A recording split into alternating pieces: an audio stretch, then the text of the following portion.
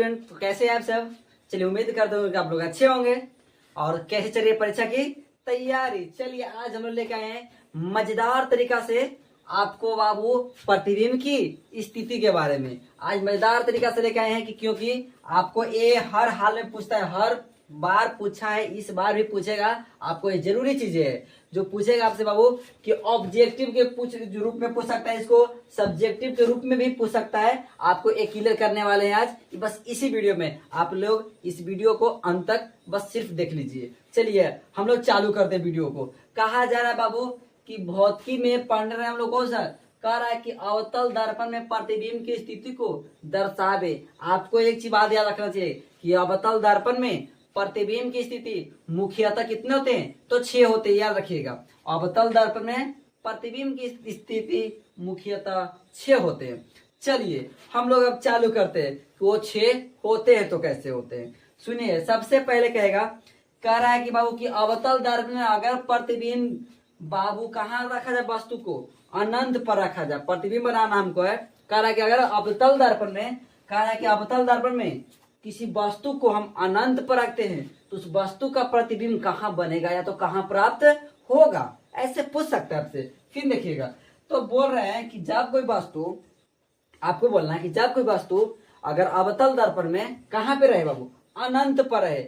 जब कोई वस्तु अवतल दर्पण में अनंत पर रहे तो उस वस्तु का प्रतिबिंब कहाँ बनता है? तो फोकस पर बनता है। उस वस्तु का प्रतिबिंब फोकस पर बनता है। और यह प्रतिबिंब कैसा बनेगा? तो बोलेगा कि यह प्रतिबिंब जो है से वास्तविक बनेगा, उल्टा बनेगा एवं वस्तु से बहुत छोटा बनेगा। ये आपको पहला नियम कर रहा है।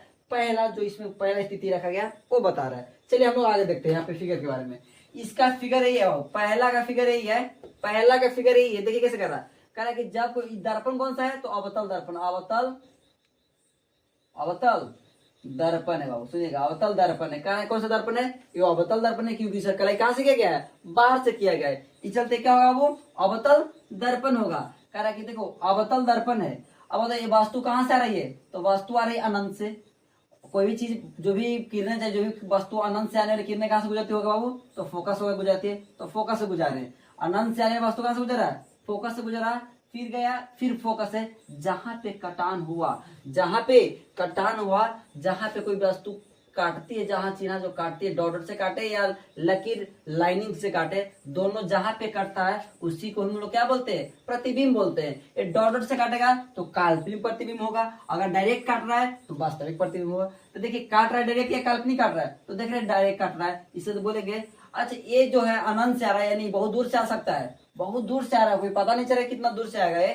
तो जितना दूर से आ रहा है, अब बताइए इतना दूर से आ रहा है वो, अब कितना बड़ा होगा कोई पता नहीं है। और देखो कितना प्रतिबिंब बड़ा है, इतना छोटा।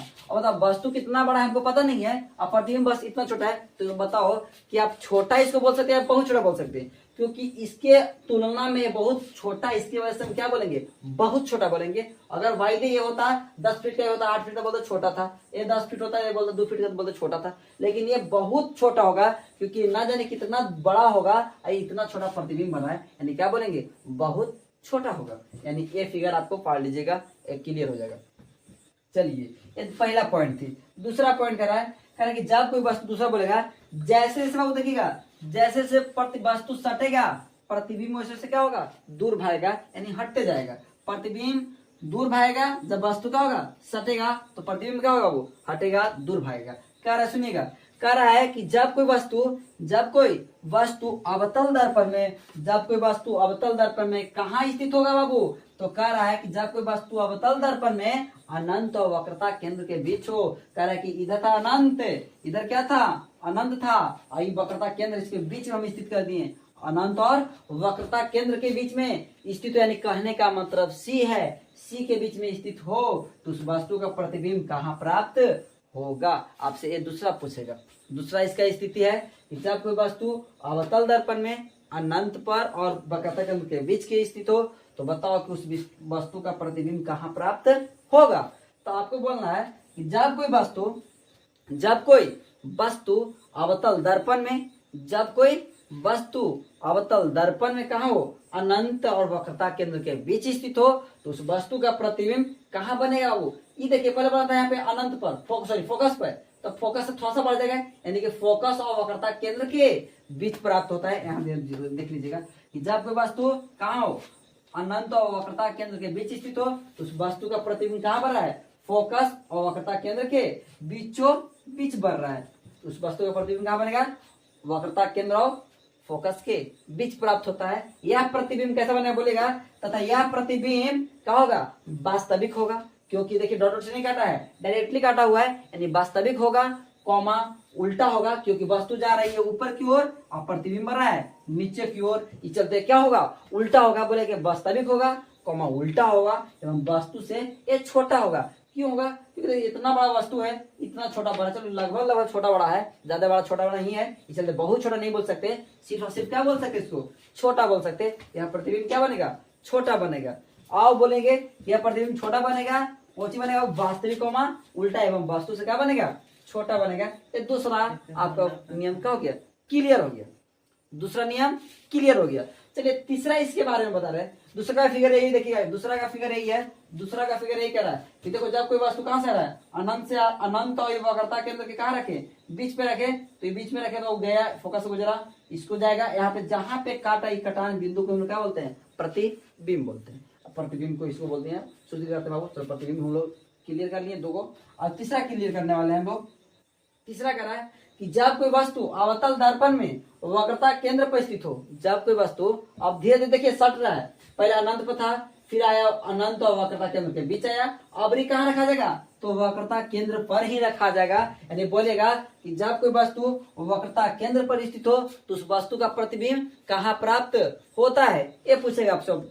अब बताइए कि जब कोई वस्तु अवतल दर्पण में कहाँ स्थित होगा, वक्रता केंद्र पर स्थित होगा, तो बोलेगा कि यह प्रतिबिंब का स्थिति कहाँ बनेगा, कहाँ प्राप्त होगा, ऐसे पूछेगा। तो अब बोलेगा कि जब कोई वस्तु अवतल दर्पण में वक्रता केंद्र पर स्थित हो, तो उस वस्तु का प्रतिबिंब, तो उस वस्तु का प्रतिबिंब कहाँ प्राप्त होगा, तो उस वस्तु का प्रतिबिंब बोलिएगा कि कहाँ होता है, वक्रता केंद्र पर ही प्राप्त होता है। यह प्रतिबिंब वास्तविक तो होगा, क्योंकि डॉट डॉट से नहीं काटा है, लाइनिंग डायरेक्टली काटा हुआ है, यानी कि यह प्रतिबिंब वास्तविक होगा, कॉमा क्या होगा, उल्टा होगा, क्योंकि वस्तु जा रहा है ऊपर की ओर और क्या हो रहा है, प्रतिबिंब बन रहा है नीचे की ओर, चलते वास्तविक कॉमा उल्टा होगा, लेकिन वस्तु का बराबर होगा, क्योंकि वस्तु जितना बड़ा है बाबू उतना ही बड़ा क्या होगा, प्रतिबिंब बन रहा है, इस चलते बोलेगा कि वस्तु के बराबर होता है। यह बोलता है दूसरा नियम, सॉरी तीसरा नियम।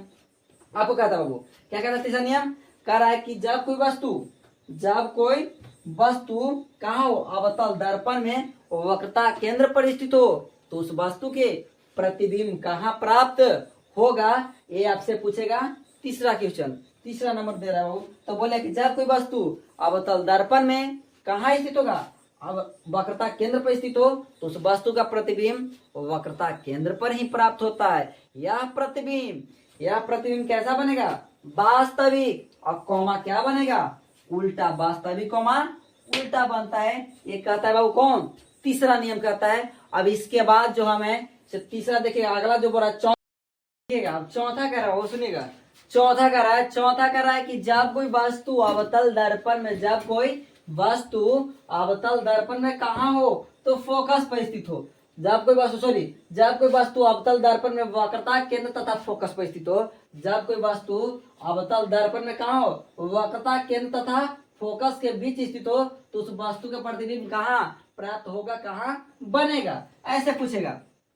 तो कैसे बोलेगा, बोलना है कि जब कोई वस्तु अवतल दर्पण में कहाँ स्थित होगा, वक्रता केंद्र और फोकस के बीच स्थित हो, तो उस वस्तु के प्रतिबिंब कहाँ प्राप्त होगा, तो बोलेगा कि वक्रता केंद्र और अनंत के बीच प्राप्त होता है। जब कोई वस्तु अवतल दर्पण में कहाँ स्थित हो, वक्रता केंद्र और फोकस के बीच स्थित हो, तो उस वस्तु का प्रतिबिंब कहाँ प्राप्त होगा, तो अनंत और वक्रता केंद्र के बीचों बीच प्राप्त होता है। यह चौथा कर रहा था वो, ये चौथा फिगर आप क्लियर कर लीजिएगा, ये चौथा फिगर है।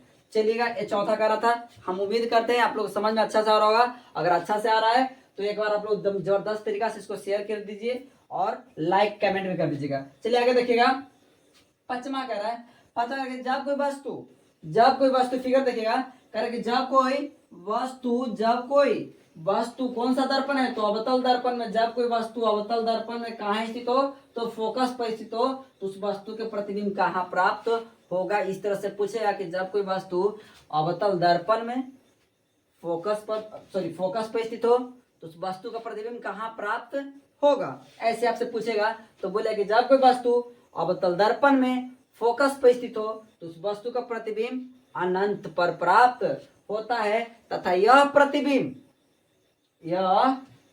कैसा प्राप्त होगा, तो बोले जब कोई वस्तु अवतल दर्पण में कहाँ स्थित होगा, फोकस पर स्थित हो तो उस वस्तु का प्रतिबिंब अनंत पर प्राप्त होता है, तथा बोले कि यह प्रतिबिंब कहाँ बाबू कैसा होगा, तो यह प्रतिबिंब वास्तविक तो होगा, क्योंकि देखिए डॉट डॉट से नहीं है, लाइनिंग डायरेक्टली है। बोले क्या प्रतिबिंब वास्तविक होगा, कॉमा उल्टा भी होगा, क्योंकि वस्तु है ऊपर, प्रतिबिंब बना है नीचे, वास्तविक कॉमा उल्टा होगा, एवं वस्तु से बहुत बहुत बहुत बड़ा होगा। ये बनता है बाबू कौन सा, पचमा कारण, बहुत बड़ा बनता है। चलिए एक क्लियर हो गया पचमा यहाँ फिगर भी देख लीजिएगा, ये फिगर पढ़ लीजिएगा आप लोग, बस क्लियर हो जाएगा। छठा कह रहा है सुनिएगा कि जब कोई वस्तु अवतल दर्पण में फोकस और कुछ रहेगा ध्रुव के बीच स्थित हो तो उस वस्तु का प्रतिबिंब कहाँ प्राप्त होगा। ये छठा क्वेश्चन कर रहा है। तो बोलिएगा कि जब कोई वस्तु अवतल दर्पण में फोकस और ध्रुव के बीच स्थित हो तो उस वस्तु का प्रतिबिंब कहाँ प्राप्त होता है, तो बोलिए कि दर्पण से पीछे बनेगा, दर्पण से पीछे बढ़ रहा है। यह प्रतिबिंब कैसा बन रहा है, तो देख रहे हैं कि काल्पनिक डॉट डॉट से बढ़ रहा है, तो बोलेगा यह प्रतिबिंब काल्पनिक है। कैसा है, तो काल्पनिक है, यानी डॉट डॉट से बढ़ रहा है तो काल्पनिक बोलेगा, प्रतिबिंब काल्पनिक है।